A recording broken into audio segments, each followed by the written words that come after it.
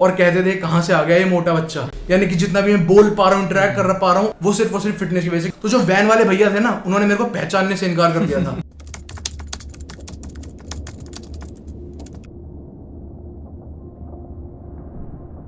Hello guys, this is Manas and you watching the transformation factory. Welcome to a new podcast. आज मेरे साथ हैं मेरे बहुत ही स्पेशल गेस्ट, मेरे दोस्त, मेरे जिम में ही ये वर्कआउट करते हैं। इन्होंने बहुत ही अपना अमेजिंग ट्रांसफॉर्मेशन किया है, मैंने लाइव देखा है। अगर मैं इनकी आपको एक पिक्चर दिखाऊं सामने, आप देखेंगे यहाँ पे काफ़ी एक ओबीस पर्सन की तरह है। फिर इन्होंने अपने आप को काफ़ी ज़्यादा लीन डाउन किया और अभी आप देख सकते हैं मेरे सामने कितने ज़्यादा बल्की हैं।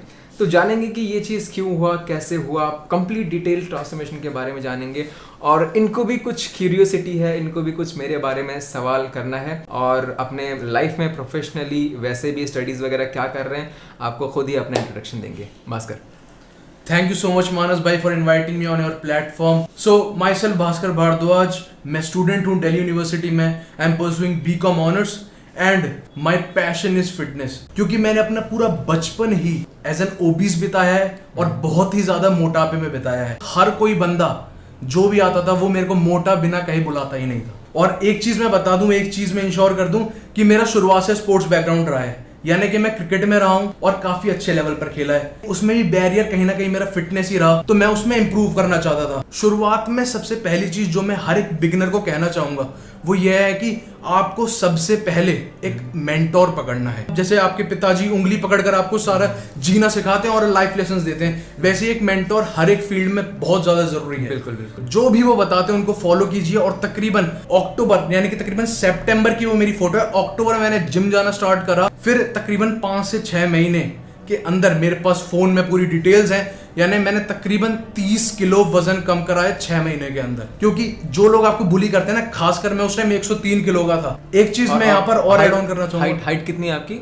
मेरी 5'10" हाइट है। तो एक चीज मैं यहाँ पर और ऐड ऑन करना चाहूंगा कि 10th के बाद मैंने अपना स्कूल भी चेंज करा था। और दूसरे स्कूल में तो जिसमें आपको कोई जानता नहीं, तो लोग बहुत ज्यादा बुली करते थे और कहते थे कहाँ से आ गया ये मोटा बच्चा। कहीं ना कहीं वो मोटिवेशन मिली। मैंने अपने मेंटोर को सारी सिचुएशन समझाई कि मेरे को अपने स्पोर्ट में इंप्रूव करना है, मेरे को बहुत कुछ करना है इसके अंदर। और मैं आज जो भी हूँ, यानी कि जितना भी मैं बोल पा रहा हूँ, इंटरेक्ट कर पा रहा हूँ, वो सिर्फ और सिर्फ फिटनेस की वजह से। मैं एक और आपको किस्सा बता देता हूँ। मैं वैन में जाया करता था, तो वैन में तकरीबन मैंने 6 से 7 महीने का ब्रेक लिया था। मैं खुद ही जान लगा था। फिर मैंने वैन फिर लगवाई थी। तो जो वैन वाले भैया थे ना, उन्होंने मेरे को पहचानने से इनकार कर दिया था। इतना ड्रास्टिक हुआ था? इतना ड्रास्टिक हुआ था। और उन्होंने मेरे को बताया था कि भाई मेरे को पता नहीं लग रहा आप वही वाले भास्कर हो। तो मैं ये जानना चाहूँगा, जैसे कि हर बिगिनर कोई भी अपना ट्रांसफॉर्मेशन करना चाहता है, चाहे फैट लॉस करना चाहता है, चाहे वेट गेन करना चाहता है, वो कभी ना कभी उसका जिम में फर्स्ट डे होता है जी। तो वो काफ़ी ज़्यादा घबराया हुआ होता है, उसको पता नहीं होता करना क्या है। कभी कभार वो गलत रास्ते में चले जाता है, कभी कभार उसको पता ही नहीं कभी किसको पूछना है। तो मैं आपके थ्रू आपका एक्सपीरियंस जानना चाहूँगा कि आपका फर्स्ट डे कैसा था। कि मुझे पता है कि आप एक राइट डायरेक्शन में हो, तो आप उस राइट डायरेक्शन में आ कैसे पाए? आपका जो फर्स्ट डे ऑफ जिम था उसमें आपका स्टेप क्या था? मतलब आपको कैसे पता था कि भाई मुझे इस बंदे को चूज करना है, ये मुझे हेल्प कर पाएगा, ये मुझे एज अ मेंटोर मुझे हेल्प कर पाएगा? या फिर फर्स्ट डे आपने क्या एक्सरसाइज करी, वो किससे आपने पता किया? या फिर आपको आपका एक पीछे एक प्लान क्या था कि भाई आज जाके जिम में करना क्या है? आपके पास बैक ऑफ द माइंड में था क्या प्लान? मेरे को सिर्फ और सिर्फ कार्डियो करना था। मैं वेट लिफ्टिंग की तरफ गया ही नहीं। अच्छा, कार्डियो मतलब रनिंग वनिंग? ये बिल्कुल, कार्डियो, रनिंग एंड साइकिलिंग। अच्छा, फिर क्या हुआ उसके बाद? फिर उसके बाद जैसे ही पता लगा कि वेट लिफ्टिंग भी बहुत ज्यादा जरूरी है। ये कहाँ से पता लगा? ये मेरे मेंटोर ने बताया। और एक अच्छी बात, जैसा कि मैंने आपको बताया कि मेरे को शुरुआत के अंदर ही एक अच्छी डायरेक्शन मिल गई थी। तो मेरे पेरेंट यानी कि मेरे फादर फिटनेस में रहे हैं, तो उन्होंने ही मेरे को मेंटोर्स में, दैट इज संदीप सिंह।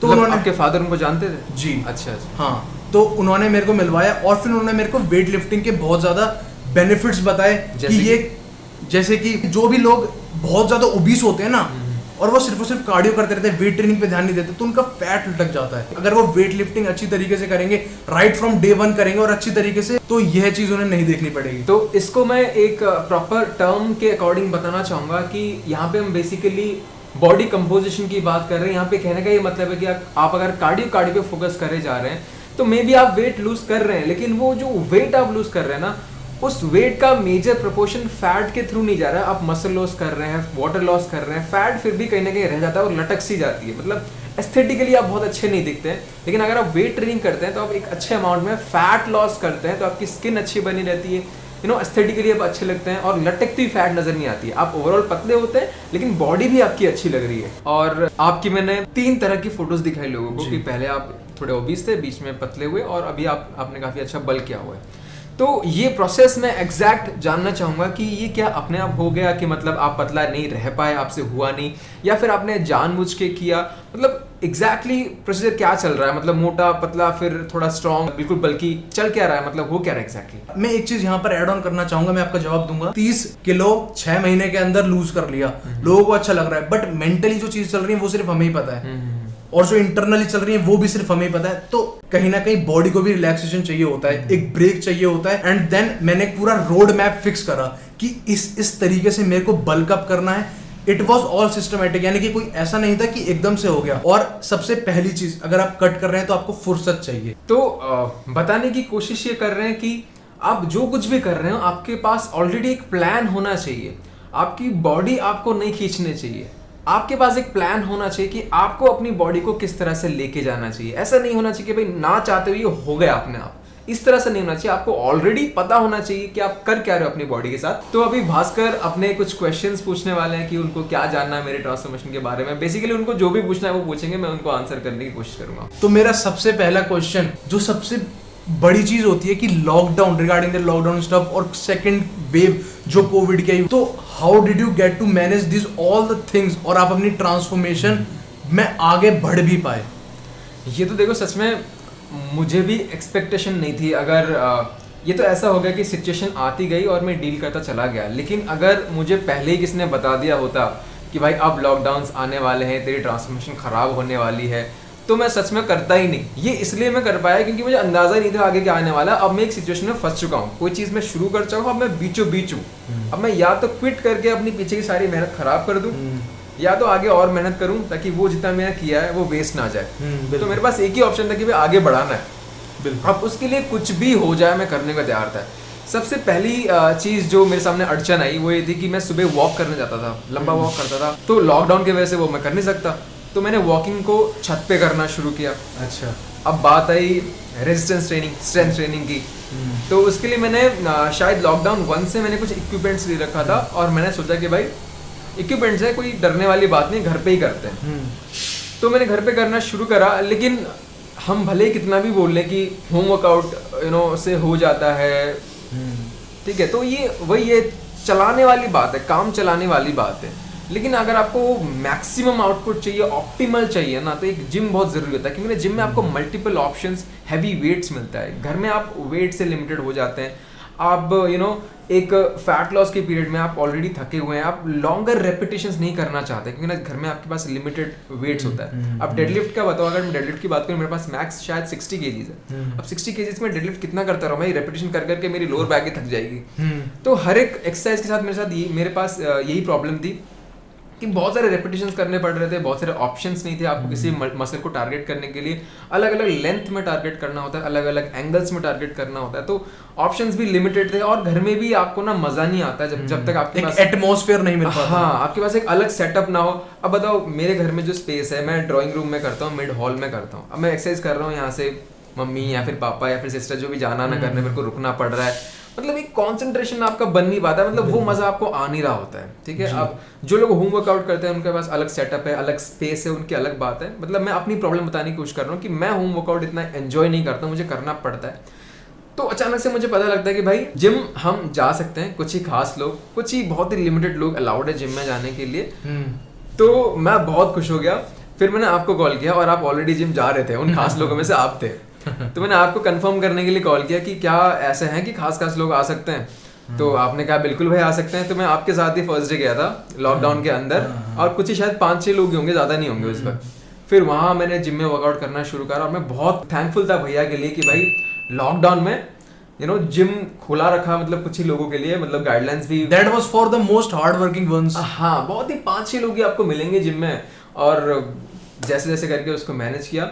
तो मेंटली एज सच मुझे कोई ग्रेट चैलेंज नहीं फील हुआ, क्योंकि जो जो चीजें अड़चन आई थी वो फटाफट सॉल्व होती गई। छत पे मैंने सोचा था कि कैसे ही वॉक करूंगा छत पे, लेकिन छत पे मैंने वॉक करना एंजॉय करना शुरू करा, क्योंकि मैं मूवी देखना बहुत पसंद करता हूँ, तो वॉक करते वक्त मैं मूवी देख लेता हूँ। तो छत पे जाने के लिए अब मुझे एक्साइटमेंट रहती थी कि भाई शाम को मूवी देखनी है, तो वो वॉक की एक्साइटमेंट इसलिए थी कि ना मूवी देखनी है। तो इस तरह से चीजों को मैनेज किया और फाइनली देख रहे हैं आप रिजल्ट। जी बिल्कुल, hats off to you sir. Thank you. और इसके मामले में मैं एक चीज और ऐड ऑन करना चाहूंगा कि जिम में जो आपको एटमॉस्फेयर मिलता है, there is a separate place for everything. आप बाथरूम में पढ़ाई नहीं कर सकते, राइट?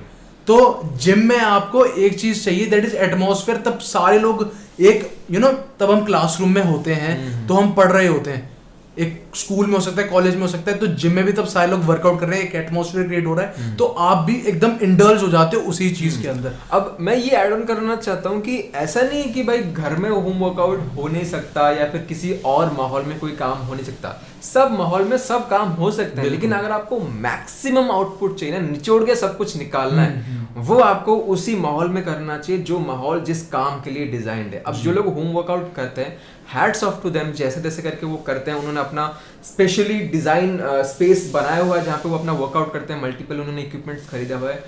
मैं अपनी बात करूँ, I don't enjoy home workout. तो जैसे कि उन्होंने कहा कि हर चीज के लिए स्पेसिफिक प्लेस है, अगर आप कर लेते हैं जैसे जैसे करके, hats off to you, I respect that. तो एक चीज मैं यहाँ पर पूछना चाहूंगा सर कि जो मेंटल हार्डशिप्स होती हैं, यानी लॉकडाउन जो स्टफ रहा और उसके साथ साथ अब भाई मुझसे नहीं होना, वो एक मोमेंट बताइए और उसको डिस्क्राइब कीजिए। मेरा पता है, एक्चुअली मैं पता नहीं लोगों को झूठ ना लगे, आपको झूठ ना लगे, मेरा ऐसा मोमेंट आता ही नहीं कि अब नहीं हो रहा, क्योंकि मेरा डेडिकेशन इतना स्ट्रांग होता है कि जब मैं कोई प्रोसेस शुरू करता हूँ ना, बीच में ऐसा नहीं आता है कि मैं शक करूं कि होगा या नहीं होगा। मैंने शुरू ही सोच समझ के करा है कि मुझे करना ही है, और मेरा डिटर्मिनेशन मेरा बहुत स्ट्रांग होता है। जो मैंने शुरू कर दिया तो मुझे खत्म करना ही है। अगर मैंने आज ये काम शुरू कर दिया और मैंने मन में डिसाइड कर लिया कि आज खत्म करना है, भले ही मैंने किसी को बताया ना हो कि आज खत्म करना है, तो मैंने मन में डिसाइड कर लिया आज खत्म करना है, तो मैं आज ही करूंगा। भले ही मेरे पास, अगर मैं आज खत्म ना करूं, मेरे पास 2-3 दिन और है। कमिटमेंट मेरे को करना है तो करना है। कोई भी चीज करते हो ना, फुल डेडिकेशन के साथ ठान लेना है, तो करना है तो करना है। इस तरह से ठान लिया तो वो चीज जरूर होगी। अगर आपने मजाक में ले लिया कि भाई ट्रांसफॉर्मेशन तो ऐसे ही हो जाते हैं, बॉडी तो ऐसे चेंज हो जाती है, तो आप बीच में कहीं ना कहीं क्विट करेंगे। लेकिन आपने अपना 100% डाल दिया, आपने इसको सीरियसली लिया, आपको पता है इसमें मेहनत लगती है, उस तरह से आपने लिया, तो आप जरूर इसको करके रहेंगे। आप भास्कर के एग्जाम्पल से देख सकते हैं कि कितनी मेहनत, कितना एफर्ट डालना पड़ता है एक प्रोसेस के लिए। देखिए, एक चीज आती है, तब आप एक फिटनेस जर्नी में हो सकते हैं, आप एंटरप्रेन्योरशिप जर्नी में हो सकते हैं, आप किसी भी चीज में। भाई ने यूट्यूब चैनल स्टार्ट करा, काफी टाइम से कंटेंट क्रिएट कर रहे हैं और एक बहुत ही अच्छा कंटेंट क्रिएट कर रहे हैं हम सभी के लिए, तो हर एक को सपोर्ट करना चाहिए। मगर उसमें एक चीज आती है कि फिटनेस जर्नी हो, कोई भी जर्नी हो आपकी, लोग आते हैं, लोग आपको पुल ऑफ करते हैं कि यार ये चीज हमसे नहीं हो रही होती है, तो ये कैसे कर सकता है बंदा, तो बंदे पुल ऑफ करेंगे आपको। मगर आपको एक चीज अपने दिमाग के अंदर डाल लेनी है कि वो जो बंदा है ना, वो मुझे सक्सेसफुल नहीं देखना चाहता। तो आप भास्कर के बोलने के तरीके से, जिस जोश के साथ, जिस एक्साइटमेंट के साथ बोल रहे हैं, आप ये नोटिस कर सकते हैं कि कितना ज्यादा कॉन्फिडेंट है। मतलब आप एक ट्रांसफॉर्मेशन करते हो, अपनी बॉडी को आप अपने तरह से कैरी करते हो, उसके बाद आपके बोलचाल में ही काफी चेंजेस आने लगती है। लेकिन जब आप फिट नहीं होते हो, आप अंदर से ही कॉन्फिडेंट फील नहीं करते हो, अपनी बातों को आप आगे रख नहीं पाते हो। तो सबसे मैं बोलना चाहूंगा कि जैसे कि भास्कर ने भी कहा कि फिटनेस आपका एक कोई ऐसा नहीं कि आपको जो 2-4 महीने के लिए है, भाई कर लिया, फैट लॉस कर लिया, बॉडी बिल्डिंग कर ली, मसल बना लिया तो खत्म नहीं। इसको आप एक लाइफस्टाइल की तरह लो, इसी के साथ ही जीना है, इस तरह से समझोगे तो ही आप लॉन्ग टाइम परसिस्ट इस पे लास्ट कर पाओगे और एक healthy body, healthy mind, fit body, fit mind बना के चल पाओगे। होप आपको कुछ सीखने को मिला, आपको कुछ मदद मिली। अगर वीडियो अच्छी लगी, मेक श्योर वीडियो को लाइक करके शेयर जरूर कर रहे हैं। विद दिस दैट्स इट, आप on this video, take care.